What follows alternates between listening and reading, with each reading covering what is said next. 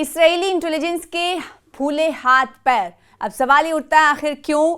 کیونکہ اسرائیلی بربریت لگاتار فلسطین پر جاری ہے، تو اس بیچ یہ خبر آ رہی ہے کہ اسرائیلی انٹیلیجنس کے ہاتھ پیر پھولے۔ اس کی وجہ کیا رہی آپ کو بتاتے ہیں۔ نامعلوم ہیکرز نے مقبوضہ فلسطین کے مرکزی ریلوے اسٹیشن کے پبلک لاؤڈ اسپیکر سسٹم پر کنٹرول حاصل کر لیا۔ اس دوران القسام بریگیڈز کے ترجمان ابو عبیدہ کی تقریر اور فلسطینی نغمے نشر کیے گئے، جسے صہیونی آبادکاروں نے ریکارڈ کیا۔ اور مقبوضہ فلسطین کے ریلوے اسٹیشن پر آپ کو بتائیں کہ ہیکرز نے، اور سوال یہ اٹھتا ہے کہ آخر کہاں پر یہ سنائی دیا۔ مقبوضہ فلسطین کے ریلوے اسٹیشنوں پر ہیکرز نے ابو عبیدہ کی تقریر اور فلسطینی نغمے نشر کیے۔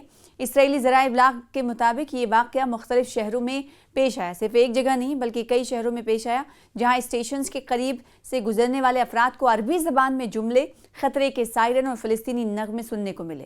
اسرائیلی وزارت ٹرانسپورٹ نے اعلان کیا ہے کہ اس سائبر حملے کے مرکز کی شناخت کے لیے تحقیقات جاری ہیں۔ فلسطینی انفارمیشن سینٹر کے مطابق ابتدائی اندازوں میں کہا گیا ہے کہ اربن ڈیجیٹل کمپنی کے اشتہاری نظام کو نشانہ بنایا گیا ہے، جسے ماضی میں بھی اسی نوعیت کے حملوں کا سامنا کرنا پڑا تھا۔